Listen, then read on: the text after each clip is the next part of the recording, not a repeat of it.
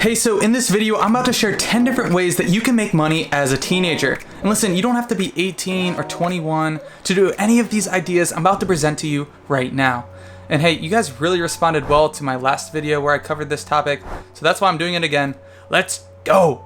Good news, I don't have anything to sell you today. I think it's kind of funny when I see these dudes telling you to join their free 1-hour webinars. Then you watch it, and at the end, they tell you to join their program for That's not what I'm doing. I'm just trying to provide free information. Hey, maybe you will be inspired after watching this video to start your own online business. That'd be great. That'd be amazing. So let's get started. We're going to do a countdown starting with number 10, which is Facebook Marketplace flipping. I have a few friends that are doing this, and this is really not that difficult to do. Okay, so what you do is you go on Facebook Marketplace, and you can start by buying something that you think you could resell for more money, or just clicking on the free stuff and looking around. See, so you could pick a specific niche. For example, one of my friends is selling mountain bikes, which is really smart because people want to get outside, explore, and exercise. So what he does is he goes on there, finds a good bike, he buys it, fixes it if it needs it, and then resells it. You can get started with this pretty much anywhere in the world, except maybe if you're living in the middle of nowhere. Number 9 is selling photos and videos online. Did you know that you could sell your photos and videos online? Well, you can. Website owners and bloggers need pictures, and a lot of times they're not using their own photos legally. You can't just take any photo that you see on Google Images due to copyright.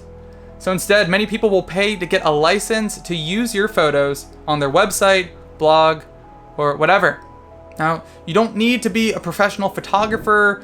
Nowadays, our smartphones can take some pretty incredible photos. I can go right here, and I can take a stock photo right now. Let's see here, I'm going to take a stock photo. Let's see. Ooh, this is nice.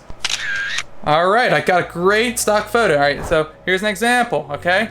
So one trick to figuring out what people are searching for is by going on these websites and typing in one letter, for example, and seeing what pops up as a suggested search. And number 8 is becoming an online middleman. So what do I mean by becoming an online middleman? Well, let's think about Uber for a second. You have a group of people who want to provide transportation, and then you have a group of people who need rides to get from point A to point B. The Uber app acts as the middleman in this scenario to link up drivers with riders. Now let's switch it to you becoming the middleman, not an app. There are many services out there where you can't just use an app to instantly connect buyers and sellers.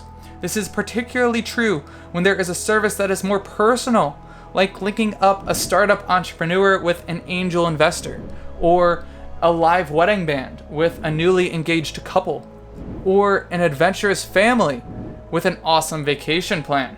As the middleman, you position yourself as the expert, and what you do is you help bridge the gap between businesses and customers. There are many ways that you could do this. You could start by creating a business Instagram account. For example, maybe you know some good wedding photographers. So you work a deal where you promote their pictures on your Instagram. Then when a client DMs you about photography services, you connect that photographer with the client for a fee. Or you could create a website dedicated to bringing clients and customers together, and then take a cut for any transactions that are done through your site. We are seeing this type of business pop up more and more and more. Number 7 is creating an online store or drop shipping. If you have products to sell, creating an online store makes a lot of sense. But hey, even if you don't have any products to sell, drop shipping might interest you. With drop shipping, you don't need to own your own inventory. When you receive an order through your online store, you buy the product directly from a third party who is usually a wholesaler or a manufacturer. This third party will then ship the product directly to the customer to fulfill the order. This is cool because you can sell without ever actually seeing or shipping the items. The profit that you get is the difference between the price you charge your customer and the cost of the product that the third party charges you. We have number 6, which is food delivery. I know what you're thinking. Don't you have to be 18 or 19 to be able to do food delivery with the major companies such as DoorDash, Instacart, Uber Eats, Postmates, and Grubhub? Yes, but if you're not old enough, don't let that stop you, okay? Don't let that stop you. You can still deliver food. No one said, oh, I can't deliver food now just because you're not 18.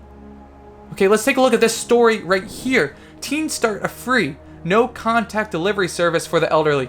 Amazing. They are helping their local community, they are taking Venmo payments, and they are providing food for the elderly. And I'm sure they're getting great tips because elderly people are typically very generous. So this is a great idea. You could start this in your community. You can post in your local Facebook page to get started with this. And number 5 is Zoom tutoring. Online tutoring is absolutely taking off right now. Parents are frantically trying to figure out how they can academically support their kids. At the making of this video, millions of kids are not going to be able to go back to school full time. So this presents a huge opportunity. I know I talked about tutoring in a previous video, but I have to highlight it here again because the opportunity is so big. If you know anything about any subjects, if you ever went to school and you got an A in a class, you can probably teach someone who is struggling in that subject. The good thing about tutoring is that if you're effective, the parents will keep you around to continue teaching their students. It's not usually just a one and done thing. Many are going to need help. Many people, including myself. I need some tutoring. So if you want to help me out, that'd be great. Not really. But all right. And number 4 is creating an online course. If you have some insight on a topic and would like to share it with others, you may want to think about offering online courses. You can take advantage of platforms like Teachable.com to reach your target audience. This platform allows you to upload a course and get paid when members purchase it. You can choose any topic. For example, maybe you like cooking, design, photography, freelancing. There are many topics out there that people want to learn about. It's best to choose a topic that you're passionate about. It really shows. If you're not passionate about something, it's going to show and no one's going to want to buy your course, right? Once you accumulate students, you can potentially get more if they go ahead and refer your course to other people. So make sure it's good. And number 3 is Zoom babysitting. Overwhelmed parents are paying people to virtually babysit their kids while they're at work. No, this is not funny. Okay, this is serious stuff. Now, this is not always an easy task, but parents are asking babysitters to keep their kids busy over video. New companies are popping up all over, offering virtual-only sitters. Okay, so this could potentially be a great opportunity if you like the idea of babysitting, but you don't like the idea of actually having to physically go over to people's houses to watch their kids. You can help by keeping kids entertained over Zoom. Now, of course, you could also just do the traditional way of babysitting, of going over to the house, watching the kids, tucking them in, and then sitting on your phone on the couch until the parents come home. But I wanted to give you a twist on babysitting. And number 2 is running an on-demand t-shirt business. This is potentially a good idea for those of you who want to own your own t-shirt brand, but you don't want to do all the printing, packaging, shipping, and customer service. This is a great option. You can take a look at teespring.com. You can create a design, upload it, and use it for apparel, home decor, socks, phone cases, accessories, and mugs. And then when someone comes to your store to purchase whatever it might be, Teespring does all the work for you. Teespring is also free to use. You can choose the selling price and profit for all of your products. And that brings us to my number 1 way to making money as a teenager, and that is YouTube.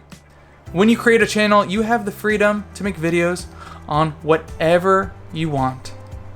Now remember, nothing happens right away, but if you stick with it, your video views will grow, your quality will grow, you will grow as a person. At the making of this video, I want to mention the minimum requirements for monetization, which is making money off the ads, is 1,000 subscribers and 4,000 hours of watch time. So hey, if you found any value from this video, make sure you drop a like. That really helps me out, really helps push this video out there to people who might really find it useful. And again, I make videos on online business, personal finance, investing, and entrepreneurship. So make sure you subscribe to my channel. I really appreciate all the support. Thank you so much. I can't wait to see you in the next video. Peace.